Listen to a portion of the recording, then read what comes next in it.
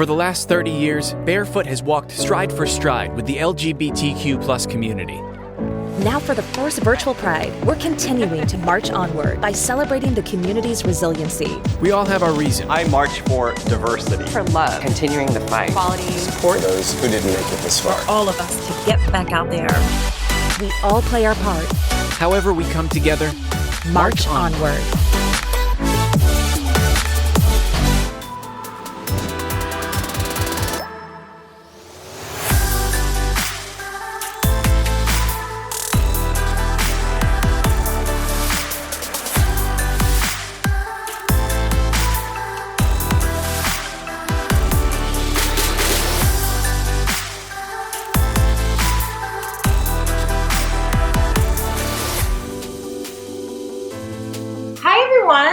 Welcome. My name is Liz Alpern. I use she, her pronouns, and I'm live from my kitchen in Brooklyn. And I am just so excited to be here supporting NYC Pride and God's Love We Deliver with food, because this is it's a tough year for Pride. It's a strange year for Pride, but I'm just trying to make some magic in little corners of the world wherever I can. And so today we're going to be cooking a recipe from the Tasty Pride cookbook. I don't know how many of you saw this, but it came out pretty recently. There's tons of recipes from queer chefs all around New York and all around the country, all around the world in this cookbook. And I contributed a recipe to this book. And one of the things that I loved about contributing the recipe that I did is that it's a soup. And I think the reason that I'm standing here today is because I am the creator of a party called Queer Soup Night. And we do fundraisers for local nonprofits. We have chapters all over the country. And we do it through soup. So different chefs, different queer chefs come out, make soup. Folks come and they donate, they get soup. They just celebrate in an atmosphere of eating and drinking and positivity and social justice. A little bit different than the typical alcohol-centric party that you might find. Of course, drinks are served, but it's really all about soup. And it's because soup is just so comforting. It's so resonant, no matter what culture you're from. You have a soup that means so much to you. And that's what you want to have when you're not feeling well, when you need comfort, when you need love. Soup, it's like we all can relate. Like, just take a minute, think about it. What is the soup in your life that brings you great comfort? And I know that something just came to your mind because everyone's got a soup. So I love soup, and so I wanted to contribute a soup to the Tasty Pride cookbook. And my day job, or my business that I've been doing for many years with my business partner, is called the Gefilte-Ria. And we reimagine old world Eastern European Jewish foods. And so we are making a borscht, a beet borscht. And the borschts of the world are variable. There are white borscht and green borscht, and some people say the T at the end and say borscht, and some people do not say the T at the end. But wherever you are from in Central or Eastern Europe, there's probably a version of borscht somewhere close to your heart. So I'm making a very basic version of it that can be served hot and cold. And right now it's the summer, so I'm excited. I will definitely be chilling it when we're done. So let's get started. Enough talking. Let's get started. So I love to put some tomatoes in my borscht, and what we are going to do is actually use, we're going to peel these tomatoes.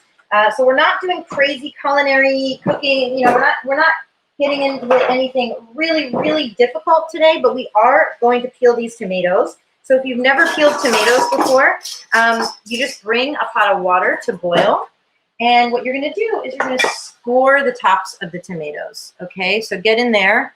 And by score, I mean we're going to make an incision on the top, make a little X. Let's do it. I've got 2 tomatoes here.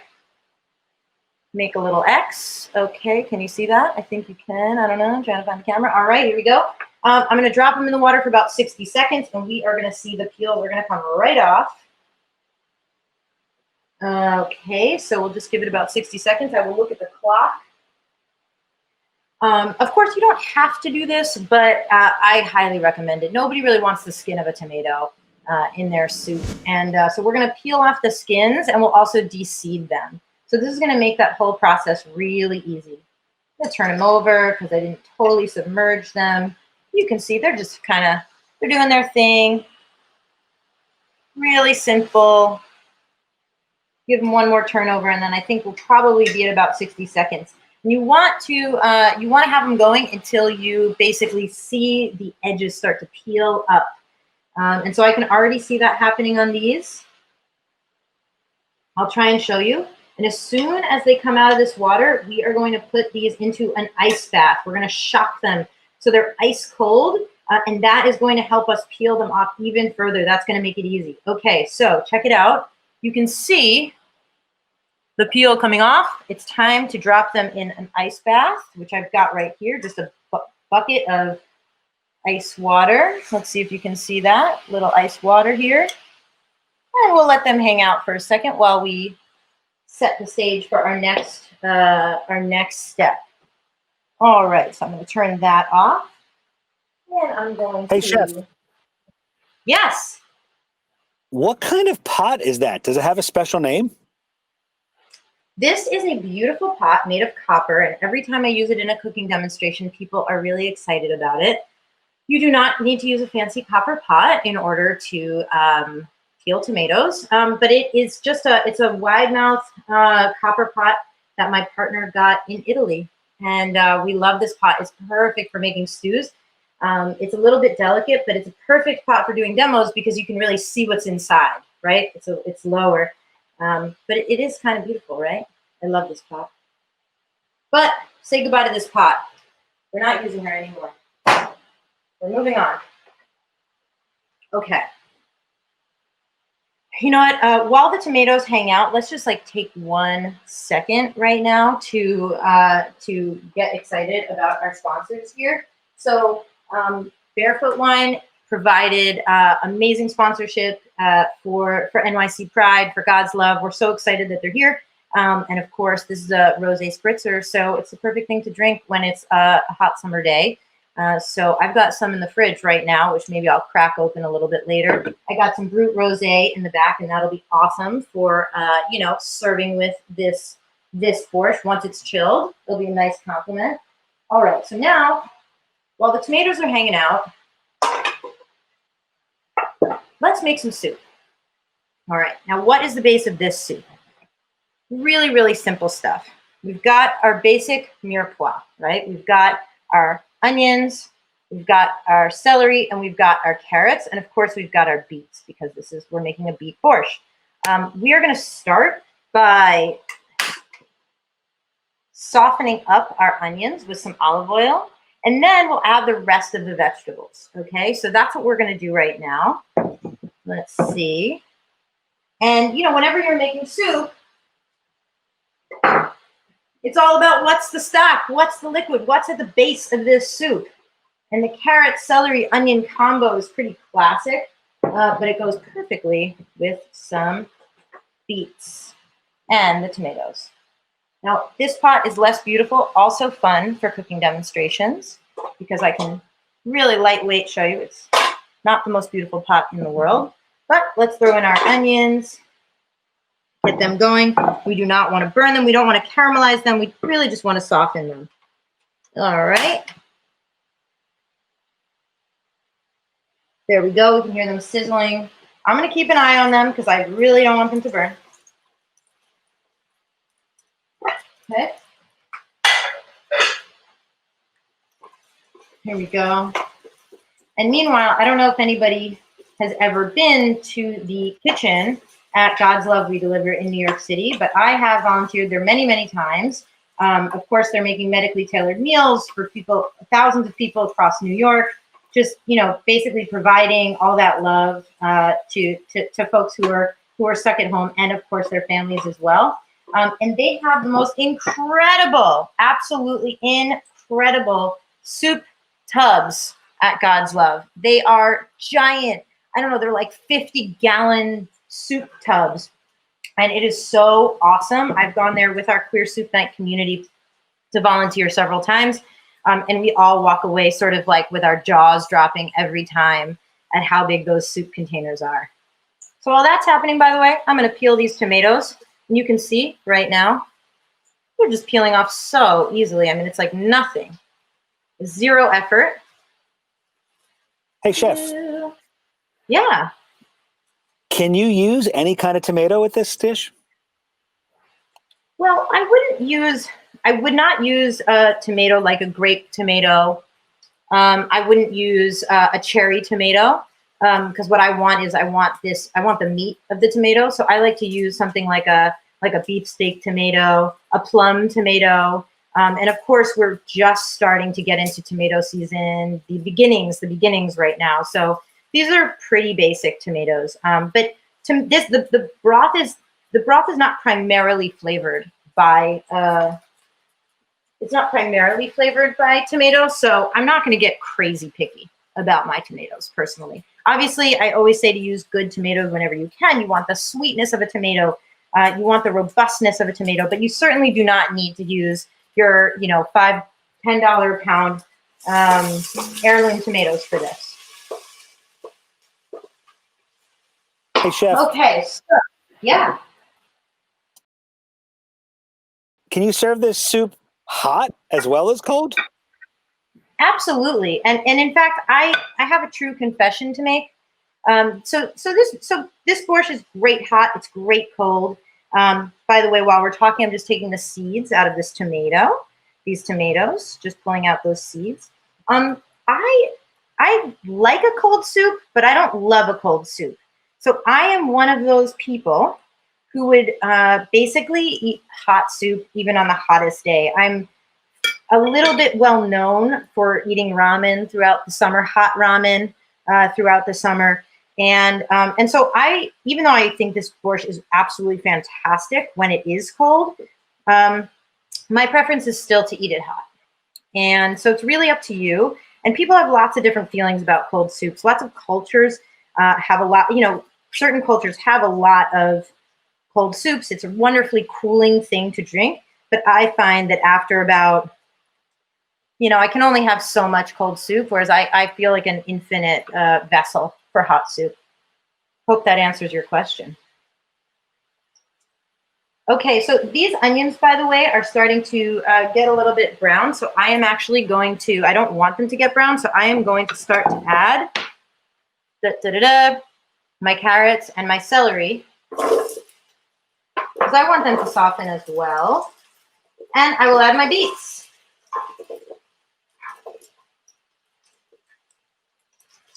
Of course, I've got my tomatoes here. You don't have to cut them up too small because we are going to blend this. And actually, that's a great thing to realize.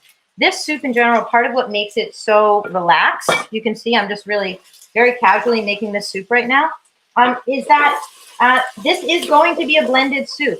So when I didn't show you chopping the vegetables because it's not really a particular, you don't need the most particular dice. You don't need, I would go for a medium dice on these vegetables so that they're soft enough that as they're cooking, they're getting softened on as much surface area as possible. But I'm not going to waste my time. I'm not going to worry too much about getting that perfect dice. And I'm going to show you right now. It's looking beautiful already. The house already smells amazing. So let's do it. Hey, chef. Yeah.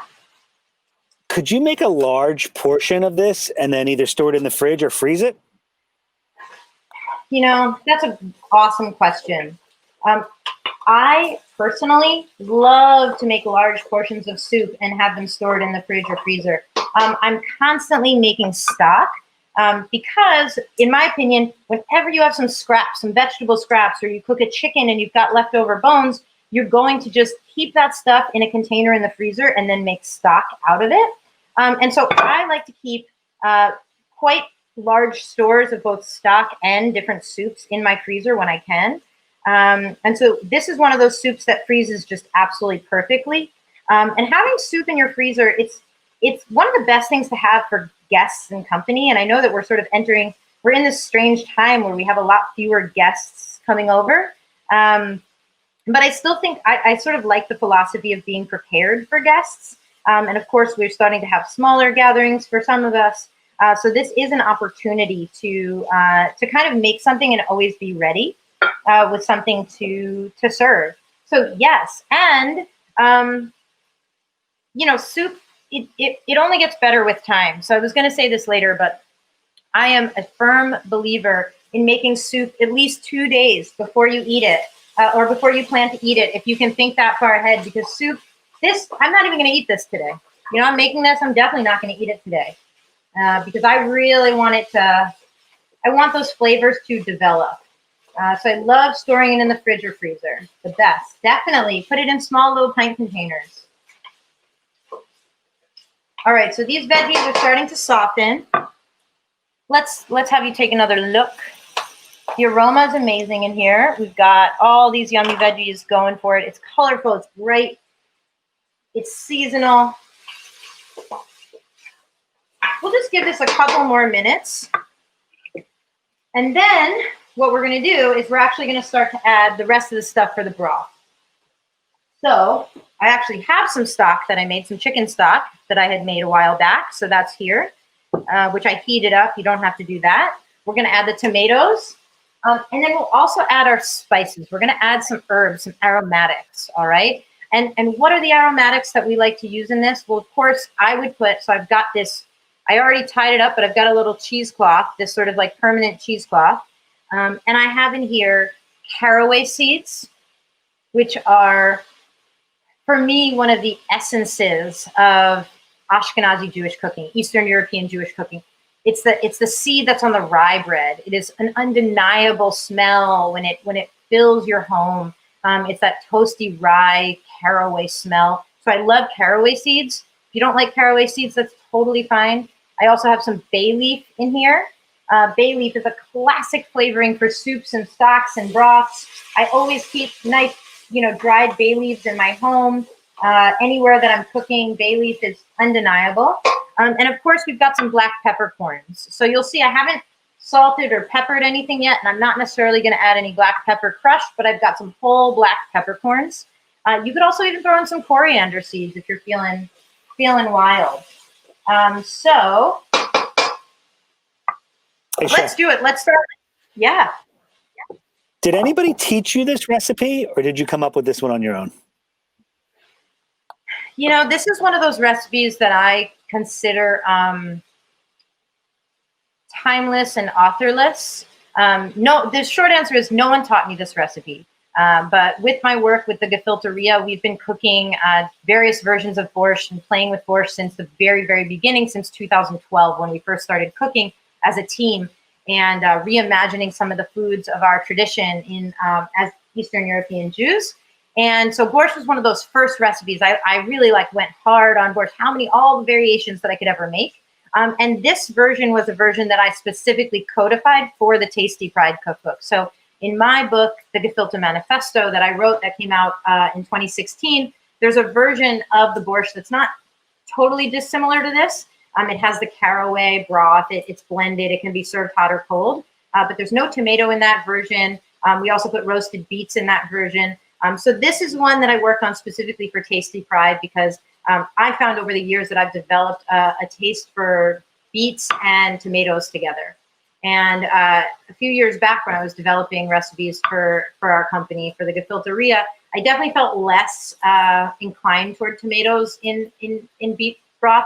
I don't know how else to say it. It just, over time, my tastes have changed a little bit. So when I had the opportunity to write another recipe for the Tasty Pride cookbook, I got really excited about revisiting borscht, which is one of my favorite recipes. And this version of borscht is one of the first versions that I ever made for the Queer Soup Night party back in 2017, in early 2017. So I think it was February or March of 2017. I think I made about 25 to 30 quarts of this soup. So you can imagine that's a lot more than this pot size. And I got really excited about that. And so this is a little bit of an ode to that. Although I feel like I've learned from generations of grandmothers how to make this soup, honestly. And now I'm just going to add my broth, by the way. I've got the tomatoes in there, so let's do it, what you can see. All right, yes. I want to scrape up those bits that are at the bottom. I think you can see it. All right. Let's see what you can see. No. Okay. So I'm also going to add this spice bundle I talked about right now. Drop it in and just let it hang out.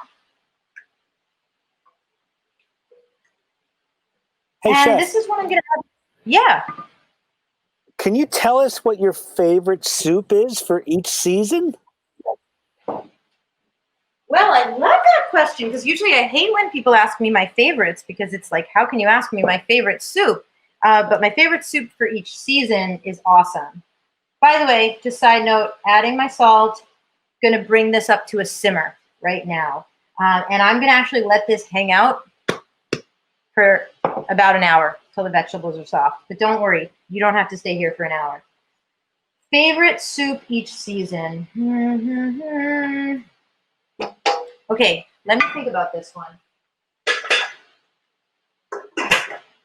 My favorite soup each season. So certainly my favorite soup, I think it's time for a little rosé, don't you think?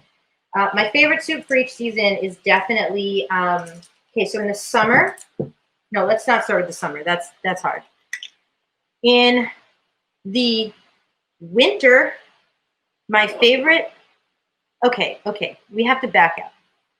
I'm not going to exactly answer the question, I'm sorry, but I am going to tell you my philosophy on soup, which is that there are four categories of soup overall, okay? So there are your blended soups, which this soup will fall into, right? You cook down some veggies, you add some broth, and in the end, you blend them all together and you have a nice smooth soup, right? Hey! So that's that. My second type of soup is the chunky, hearty soup. And that is like a soup that one might associate with the winter. So we're talking about like a really chunky lentil or beef and barley, or even a chili might fall into that. Cheers. Third type of soup is the broth with stuff in it category. So that's a soup where the broth is kind of the star of the show, but you put stuff in it as well. So that might be like a ramen or like a matzo ball soup. And then the fourth category I consider cold soups. And the cold soups, again, could also fall into some of the other categories, right?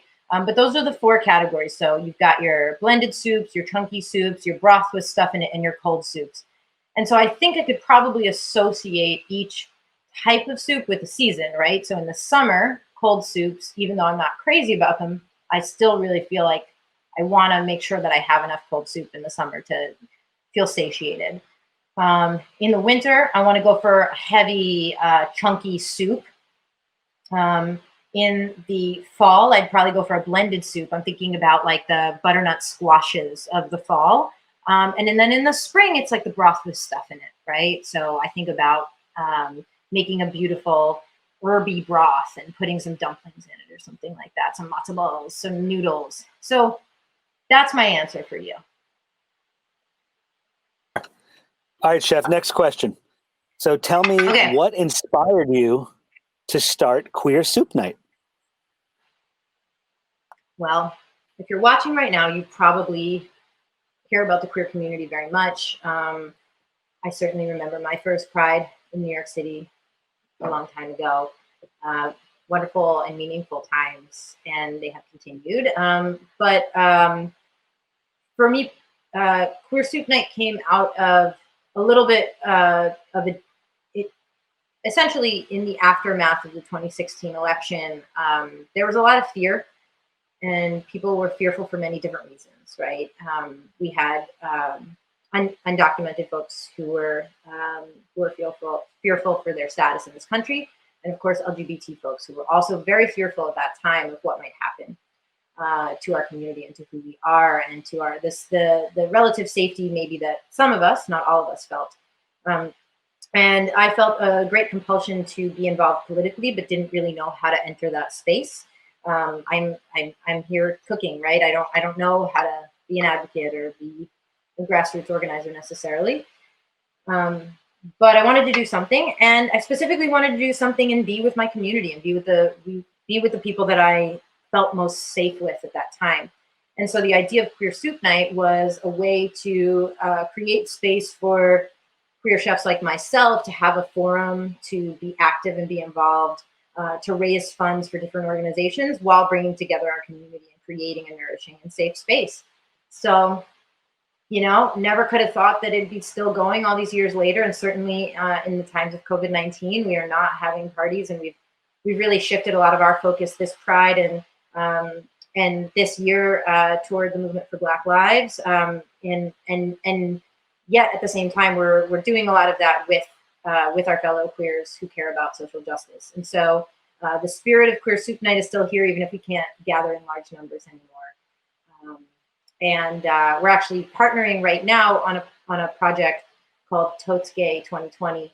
And I think by the time you hear, you know, like we might be sold out of the bags, but a bunch of queer chefs got together, and including the folks from Queer Soup Night, and we've been making these tote bags made of all of these amazing goods from queer chefs, and we'll be raising funds for an organization called the Okra Project, which is supporting Black trans women and feeding them. So we're all finding our way to bring together, you know, our community and our passion for justice. And Queer Soup Night it's where it all happens.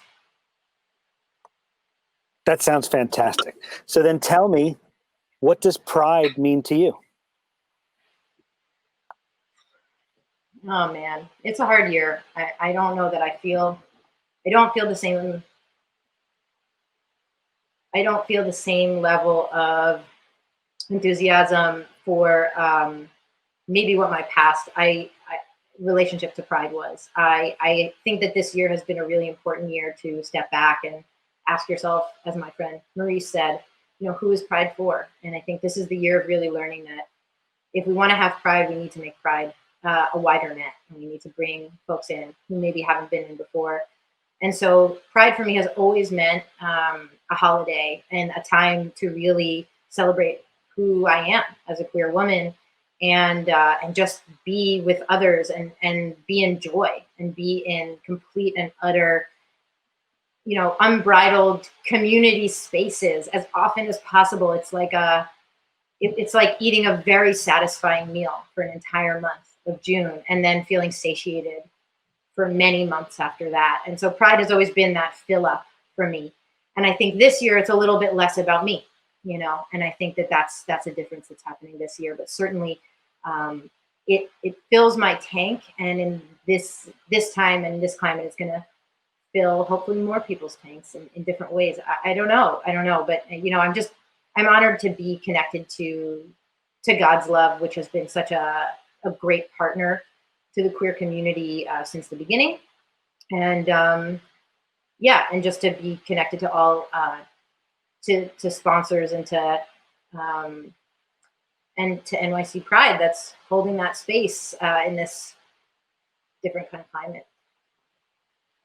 So if we were not all stuck at home, how would you be celebrating Pride? But also, how can we celebrate from home now? Well, I'm going to tell you that while I get the secret surprise soup, because I told you didn't have to wait an hour, and you don't, because I already have this pot of soup ready to go. If we weren't stuck at home, you know, last year, Queer Soup Night partnered on tons of events across the city. We did events in multiple boroughs. We had so many incredible partners. I was in a play, a queer chef show, a theater production. I mean, it was such an incredible year of just parties, gatherings, celebration, making art, making food, feeding people, being fed. So if we weren't stuck at home, I would probably be throwing some sort of a really fun gathering where we were eating food made for queer chefs by queer chefs, and just being outside, being together. You know, it sounds so simple, but it sounds wonderful. And how can we celebrate at home? I think this is just a year to reach out and to be generous. Maybe the funds that you thought that you would spend normally on drinks and partying, you can spend it on charitable causes and donate it, and realize the power that you have to contribute to so much of what's happening, and so many of the social justice organizations that are really active right now and so critical in what they're doing.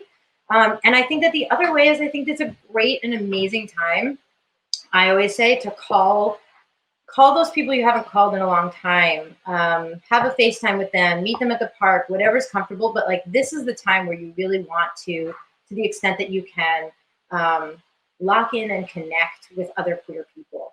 And so even if we're stuck at home, find ways to do that, because the truth of the matter is that the hardest part of isolation is not feeling connected to others. And so so I think Pride in some ways is this opportunity to go out and be connected to others. And what we can do this year is connect in whatever ways we can, because we need this. We need this as queer people. We need to be connected to other queer people. So call that friend that you haven't seen in a long time, show up at a march, wear a mask, and just keep it safe, but keep it connected. So I'm gonna blend the soup. Can we do that? I'm gonna show you what I've got here as this soup is cooking away. Okay, so hang on a second. All right, so let's make sure you can see this. So this is a version that I made already. You can see deep inside that pot, we've got all of our veggies are nice and cooked. I've already removed my spice bundle, so there's no more spices in there that we need to worry about. And I'm also going to throw in, by the way, some apple cider vinegar, because one of the characteristics of borscht is that it's sweet and it's sour. It's both of those things. And so I use some apple cider vinegar to sour mine. You can use different vinegars. People use lemon juice to sour their soup. So here we go. And so I love to use something sour. And the other thing I wanted to say is that you can actually, you can use an immersion blender to blend your soup. And I will show you mine in a second. But if you have one of those amazing Blendtex or Vitamixes, I think the texture is even better with those. So whatever you have to blend this soup, go for it. But the aroma is amazing. I will show you the, I'm going to use the immersion blender because it's a little bit easier for you to see. And if you don't know what I'm talking about. If I don't have an immersion blender, can we just eat it this way? You can. You know, you can, like I said, you can also use a blender, just a regular blender, a Vitamix, a blender, anything that you would use to cook smoothies or something like that. You can totally eat it this way. It's not going to be in its best form if you eat it this way, because in a lot of ways, these veggies really need to meld together. They need to kind of hang out together. Sure, try it. The other thing I would say is if you didn't want to blend it, then I would cut my vegetables a lot smaller from the beginning, right? So that's something that I was not very careful about because I knew I was going in the direction of blending. All right. So let's see if we can tilt the camera down so you can see the fun of this. I always love to immersion blend things.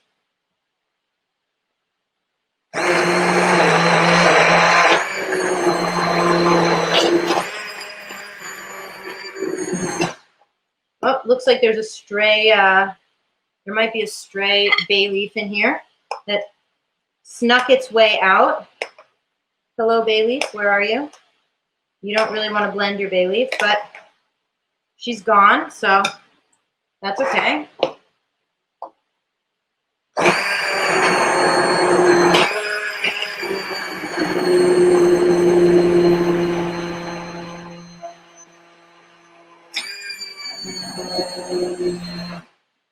Oh yeah, so now we've got this beautiful pink colored soup.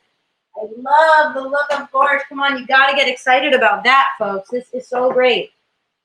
All right, now I'm gonna do my final shot. Is there anything else we should talk about before I plate up my soup? Yeah, chef. Can I use frozen or canned vegetables if I don't have access to fresh?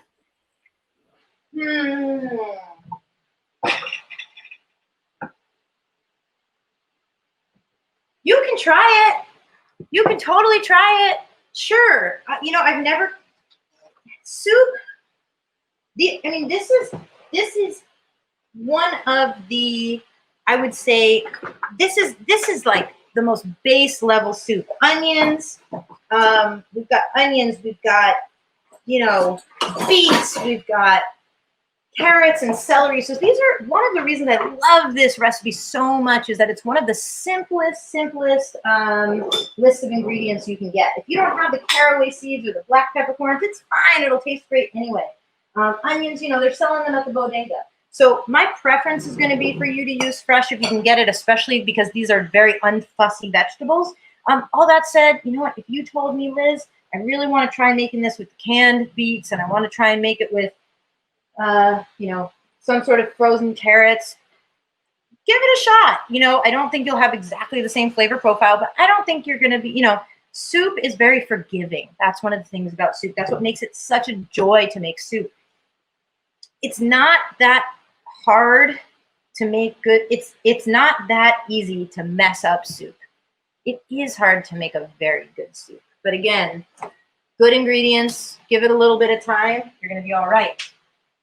Of course, you got to garnish your borscht with the classic garnishes. I've got some fresh dill here, which you could also throw a sprig of that into your broth if you were cooking it, if you love dill, if you're one of those dill crazy people. My girlfriend doesn't like dill very much, so I don't overdo the dill, you know. And of course, I've got some sour cream. You could also use creme fraiche. You could use yogurt, whatever you want. So you've got a lot of options here. And let me just get a little spoon. All right, look at this fun little spoon. Cool. Okay, so let's do it. Money shot. Here we go. And chef, is there a special kind of bread you might put with this soup? Totally. Yes, that's a great question. Yes, I love, again, it's a difference if you're eating it hot or cold, right? But it would be classic to use a thick, hearty pumpernickel bread, rye bread, thickly sliced, slightly warmed up with some butter. That would be, that makes me want to have that right now. Fresh bread is, you know, key, is one of the keys to soup. At Queer Soup Night, we always serve soup and bread. That's what's always on the menu. We always have bread or scones or biscuits or something. I also want to shout out my cousin who made this beautiful bowl, Liz Alpern. She makes amazing pottery, and I've been lucky enough to receive some of her pieces. Okay, so look at that. I mean, you gotta love it, right? Okay, we need a hearty dollop. Kept that chilled. Yes, yes, yes. Hearty dollop.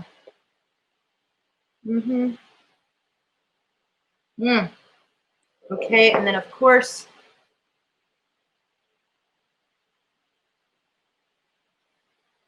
some nice dill, delicately placed in the broth. Ta-da! Can you see that? Here, let's bring it closer so you can really get a close-up on that. I wish you all could smell. I've been wishing that since this whole quarantine started, that there's smell-o-vision. We're not there yet, I know. Okay, does that look all right? Can you see it, Rob? Yes, it looks great. Everybody wants to know, how does it taste? Let's find out. Hang on, let me get a good spoon here. I realize that the one thing I don't have here is a spoon. Give me one sec. Now, I want to remind you all, what did I say about when does soup taste the best? When it was made the day before. So I'm really excited to eat this soup that I know is going to taste even better tomorrow. Okay, so I like to give that a little swirl. Yes, yes, yes. Okay.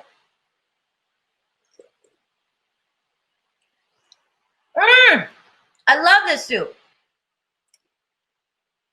It tastes like my childhood. It tastes like even though we didn't eat borscht as a child, I mean, it's just so deep inside from my tradition.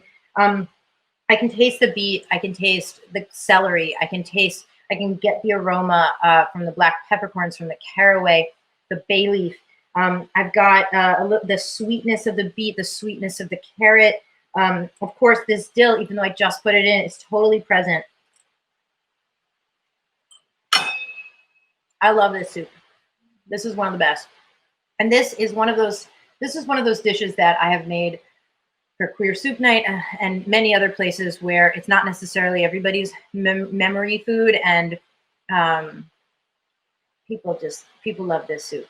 There's something so comforting built into this format. I don't know how else to say it. Yum. So are we good to say our final parting words?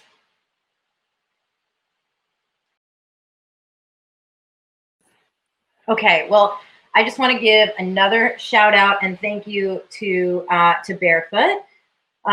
So much fun drinking this rosé, and it actually is pairing very well, so it's working out great. I also just want to say a big shout out and a thank you to God's Love and to NYC Pride for having me here and letting me make a recipe for all of you. In these strange times, in these hard times, I hope everyone is staying strong and, give generously if you can. So thank you, and feel free to come to a Queer Soup Night or whenever parties begin again.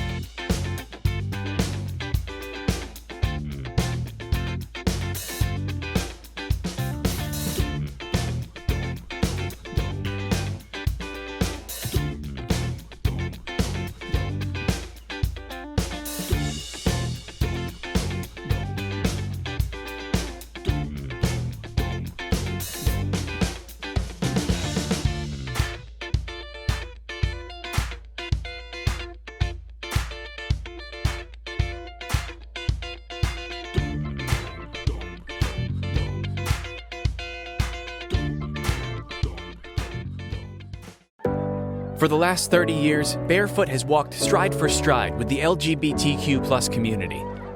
Now for the first virtual Pride, we're continuing to march onward by celebrating the community's resiliency. We all have our reason. I march for diversity. For love. Continuing the fight. Quality. Support those who didn't make it this far. All of us to get back out there. We all play our part. However we come together, March onward.